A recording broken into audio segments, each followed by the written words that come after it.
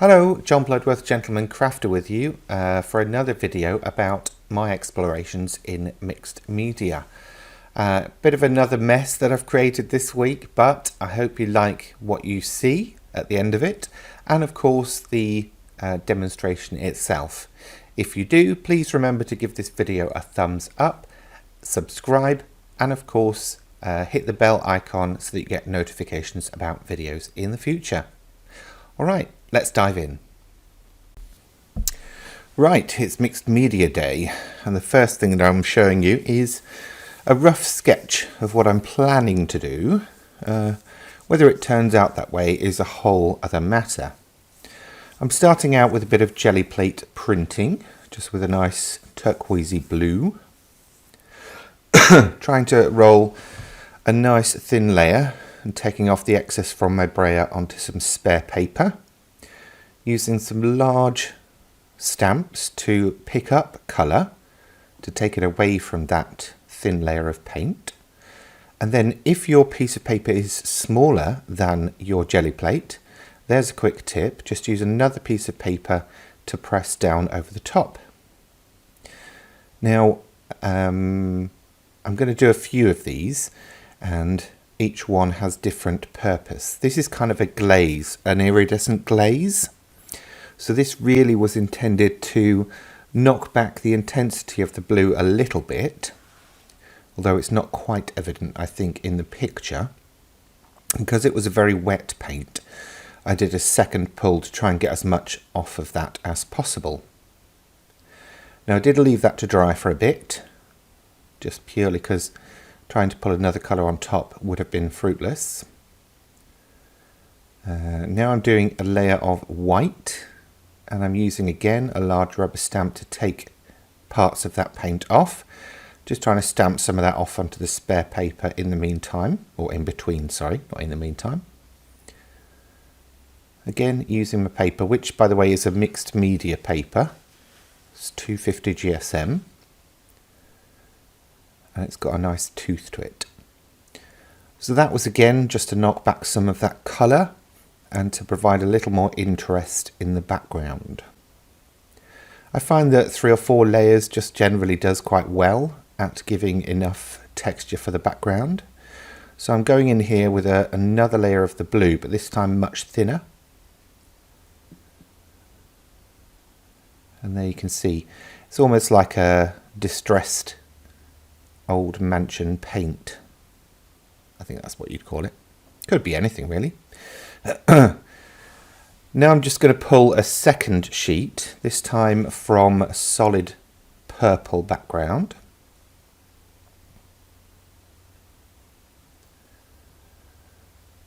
And because there was quite a lot of paint on the jelly plate, obviously it left some behind, so I'm pulling again on a separate piece of paper. This time it was one of my waste pieces, and actually that came out looking quite nice, so I decided to see if I could use that in some way in the project. So with my purple VersaFine ink, I started stamping on it. You'll probably see some foiling on there as well. I did try some glue stamping and then foiling, but it wasn't quite giving me the result that I wanted, so I kind of cut that bit out of the video. I will more than likely use that technique again in the future, so don't think you've missed out. You will more than likely see it in an upcoming video. We're only on number 2, and I'm planning one a week for the rest of the year, so there's plenty of time for me to do all sorts. Now I'm just stamping that design onto my blue background as well. That's really more of an alignment stamp, so it didn't have to be perfect. It's just really I wanted to see where things are going to go. Just doing another print again on that patterned paper. Just trying to pick out some detail from the background, see what works, what doesn't. And then I thought, actually on this waste piece of paper I may as well stamp another one and see if that works for what I'm planning.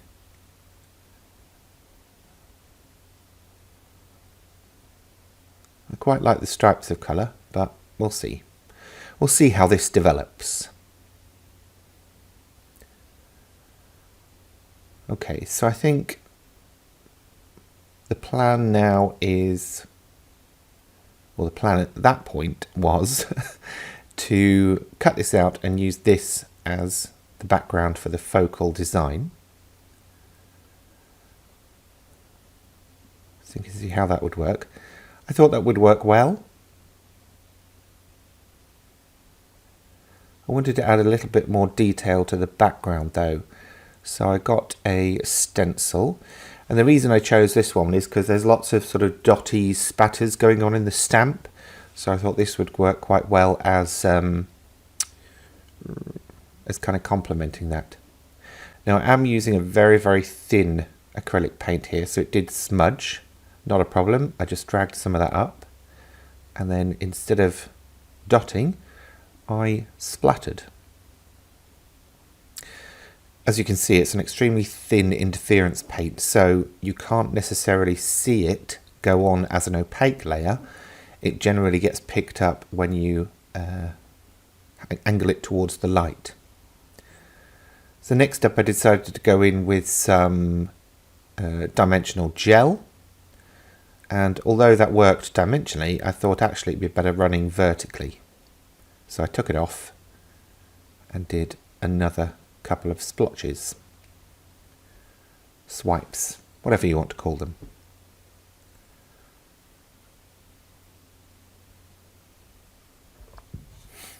I took it away from the middle of the design because I didn't want any of the texture in the background, and then I let it dry.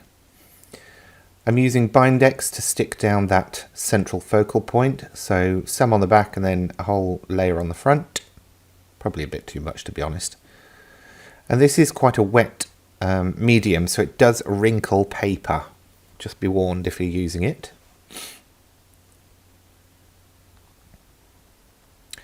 And I thought some of that interference stuff would look good over the top. Wiped off the excess on a bit of paper and just spread that interference stuff around.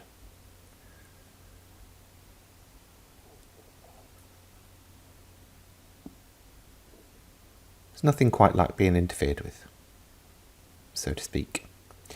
Now, because that's still wet and still tacky, I got some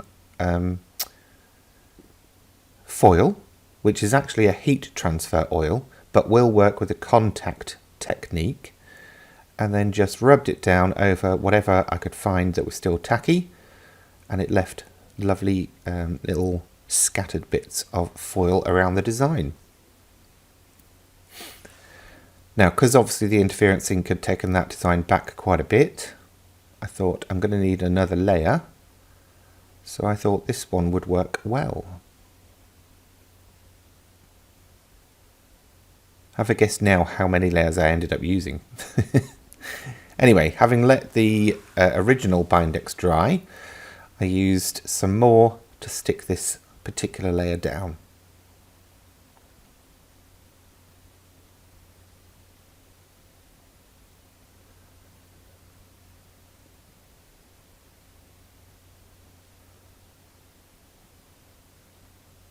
And then, with a little more of that foil technique, I used some blue and some silver just to really go over and add a little bit more. Actually, did I use silver?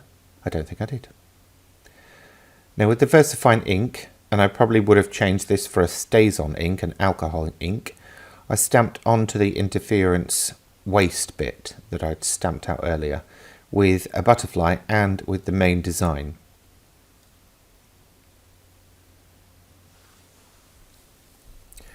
That was left to dry for quite some time. It does take a while because I'm stamping a wet ink onto a glossy plastic coating with that interference ink. So you might want to speed it along with a heat gun or near a heat source, obviously not on a heat source. And then chopped out both the butterfly and the face. The iridescent stuff gave the face a bit of a moonshine effect to it, which at this stage looks quite nice.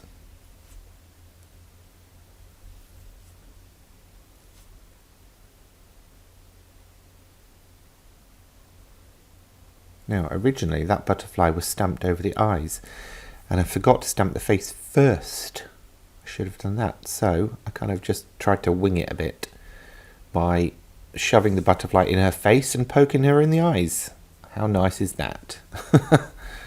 Anyway, it worked, thankfully.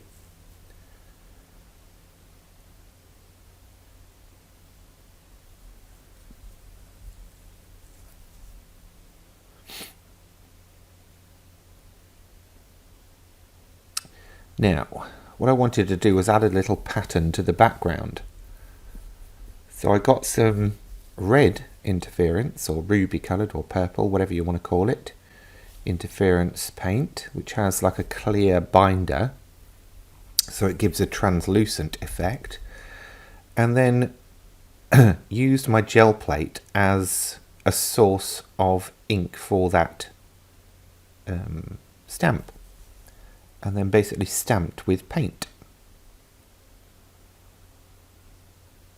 If you're doing it, take your time. I was a bit rushing it, and I did get a couple of smears, but actually it didn't turn out too bad. If I did it again, I would use a colour that's more in tone or in tune with the background colour, just that it sort of recedes to the background. But, I mean, at the end of the day, it's not a bad result. And the waste pull was even better.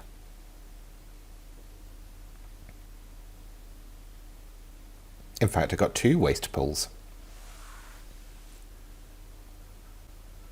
Plus a bit off the silicone mat.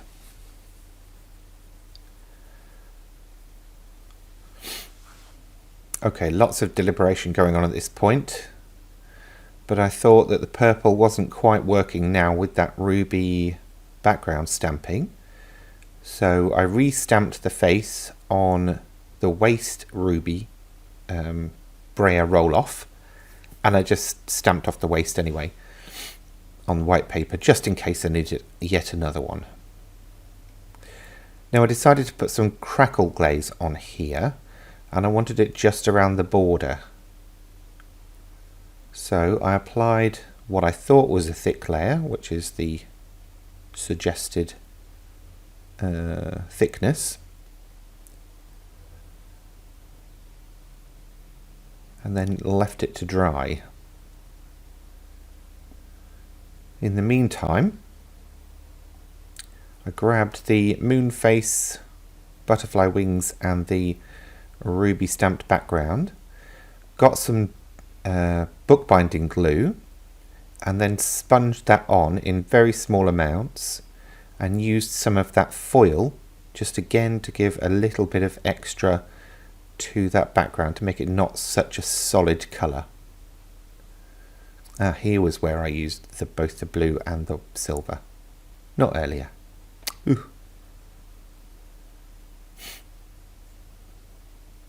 Yes, I like that. It works.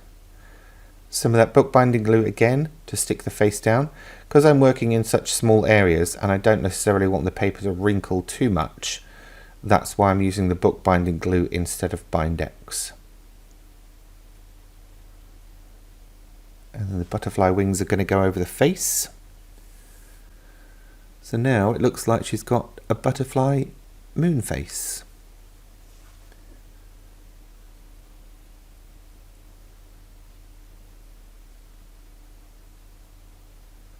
Again, just a bit of bookbinding glue.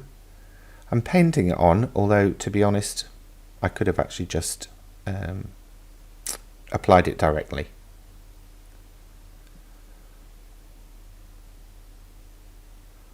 That's working so far. Now when the Crackle Glaze had set, it hadn't actually crackled that much, but I still used some of that ruby interference colour to try and rub it into the cracks to highlight them, and then just used what was left to sponge over. Now a bit of the Bindex to stick the final layer on there. Can't remember how many I've done now. Was it 4? 5? Crumbs. Quite a few. And then sealing it down with more Bindex. I decided to seal those butterfly wings down as well.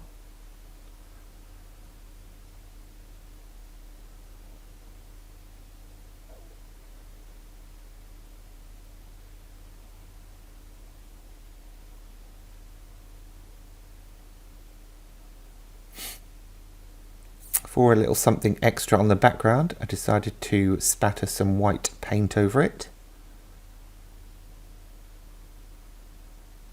And then, as a finishing touch, or one of the finishing touches, I got some plywood letters that are actually self-adhesive. They come in a giant pack of, I don't know, hundreds. Painted on some of that ruby interference colour.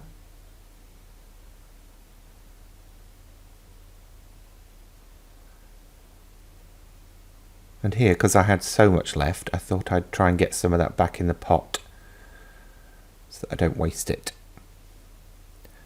After letting those letters dry, I went off and grabbed a couple of paint markers. The blue one was a bit too blue for my liking, so I went with a pink, although I would have preferred a colour that went with the background here. Let that dry, did a stroke of that paint marker, let that dry, and then stuck the letters down with some bookbinding glue plus the adhesive that's on the back of the letters. The bookbinding glue was just an extra measure.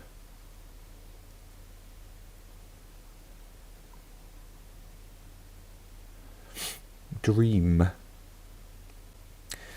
Now I tried dry brushing some white paint over to pick out some detail. That actually just made it look a bit rubbish, in my opinion. So I then dry brushed some of the turquoise paint on.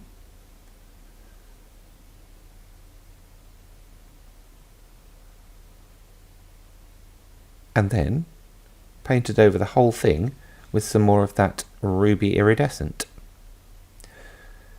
If I'd have had some available, I would have put a layer of clear glaze over that as well, like a dimensional glaze. Diamond something or other. Can't remember the name of it now. But yes, I would have done that. Anyway, I thought I'd leave it there, and it wasn't a bad result. I quite like it. What do you think? Anything you would have done differently?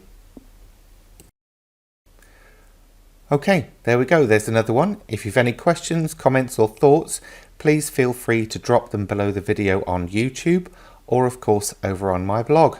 In the meantime, thanks very much for watching, and I hope to see you next time.